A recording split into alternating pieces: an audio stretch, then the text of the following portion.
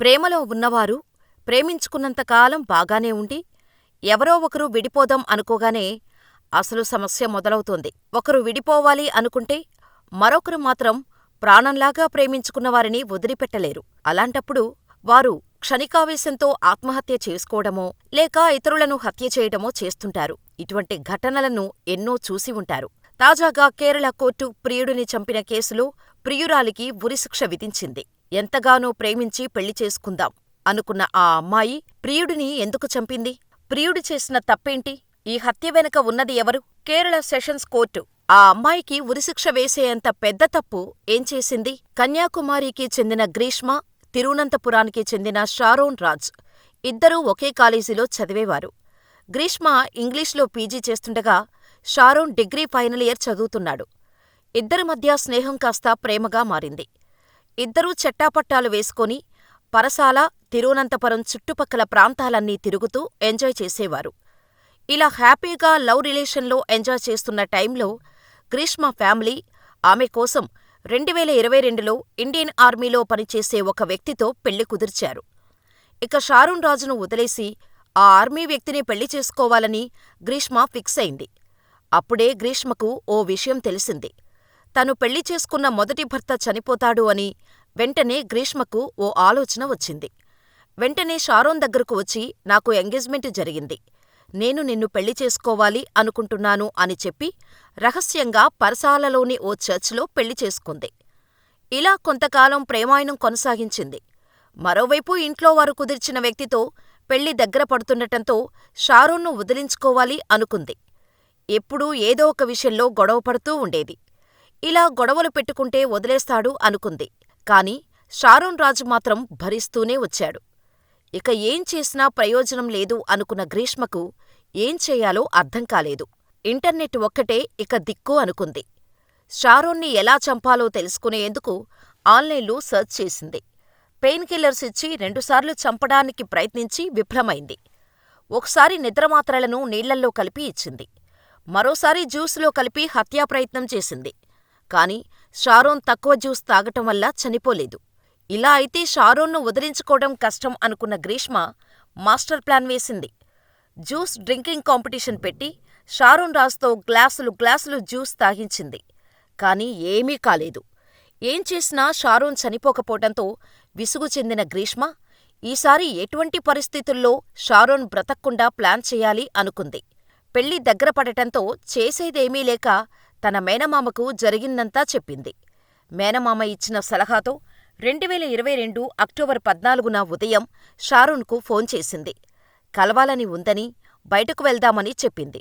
దీంతో తన స్నేహితుడితో కలిసి కన్యాకుమారిలో ఉన్న రామవర్మంచరేలోని గ్రీష్మ ఇంటికి వెళ్లాడు షారోన్.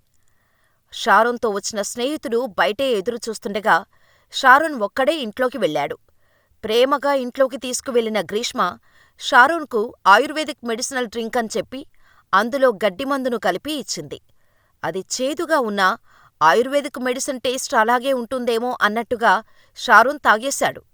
ఉన్నట్టుండి ఏదో తేడా అనిపించటంతో పొట్ట చేత పట్టుకొని వాంతులు చేసుకుంటూ బయటకు వచ్చాడు షారోన్. దీంతో కంగారుపడ్డ స్నేహితుడు అతన్ని ఆస్పత్రికి తీసుకెళ్లాడు. ఆ దారిలోనూ ఇద్దరూ చాట్ చేసుకున్నారు. కషాయంలో ఏం కలిపావ్ అని షారోన్ గ్రీష్మను నిలదీశాడు. అయితే తానేం కలపలేదని, బహుశా వికటించిందేమో అని సమాధానమిచ్చింది. అక్కడితో వాళ్ళిద్దరి చాటింగ్ ఆగిపోయింది. వాంతులు చేసుకుంటున్న షారోన్ను పరసాల ప్రభుత్వ ఆస్పత్రిలో చేర్చాడు స్నేహితుడు. ఆపై మెరుగైన వైద్యం కోసం తిరువనంతపురం ప్రభుత్వ మెడికల్ కాలేజీ ఆస్పత్రికి తరలించారు కుటుంబ సభ్యులు. అయితే అక్కడ బ్లడ్ టెస్ట్ రిపోర్టులు నార్మల్ రావటంతో ఇంటికి పంపించేశారు. 2 రోజుల తర్వాత షారోన్ పరిస్థితి విషమించింది. దీంతో తిరిగి తిరువనంతపురం ప్రభుత్వ మెడికల్ ఆస్పత్రికి తరలించారు. చికిత్సలో షారోన్కు లంగ్స్, కిడ్నీ ఒక్కొక్కటిగా దెబ్బతింటూ వచ్చాయి.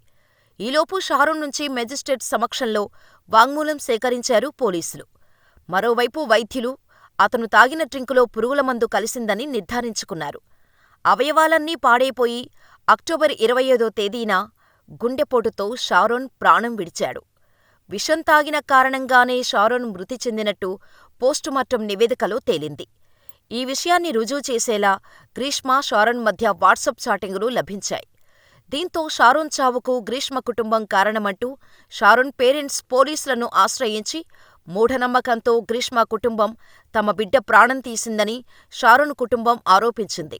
ఆమెకు ఎంగేజ్మెంట్ అయ్యాక మనసు విరిగిన షారోన్ తన పనిలో తాను ఉన్నాడని, గ్రీష్మనే ఫోన్ చేసి అతన్ని పరసాలకు రప్పించిందని, గ్రీష్మ కుటుంబానికి షారోన్ రాజ్ నచ్చలేదని, అందుకే మరో వ్యక్తితో ఆమెకు పెళ్లి ఫిక్స్ చేసి ఎంగేజ్మెంట్ కూడా కానిచ్చేశారు. ఆపై పెళ్లిని అర్ధాంతరంగా వాయిదా వేశారు. దీనికి కారణం గ్రీష్మకు పెళ్లైన వెంటనే భర్త మరణించే గండం ఉంది.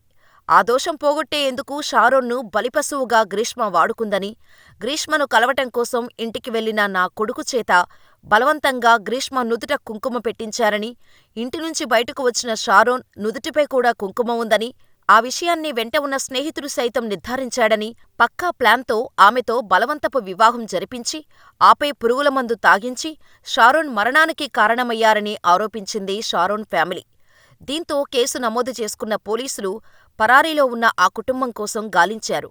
చివరకు నవంబర్ 22న గ్రీష్మతో పాటు ఆమెను ప్రోత్సహించారనే ఆరోపణలతో ఆమె తల్లి సింధు, మేనమామ నిర్మలాకుమారన్ నాయర్పై కూడా పోలీసులు కేసు నమోదు చేశారు. అయితే పిఎస్లో గ్రీష్మ ఆత్మహత్యకు ప్రయత్నించి వీరంగం సృష్టించింది. అప్పట్లో ఈ వార్త సంచలనం సృష్టించింది. ఇలా ఈ కేసు విషయంలో 2023 జనవరి 25న పోలీసులు ఛార్జ్షీట్ దాఖలు చేశారు. 2024 అక్టోబర్ 15న కోర్టులో మొదలైన విచారణలో గ్రీష్మ తన కుటుంబ సభ్యులతో కలిసి షారోన్ను చంపినట్టు అంగీకరించింది.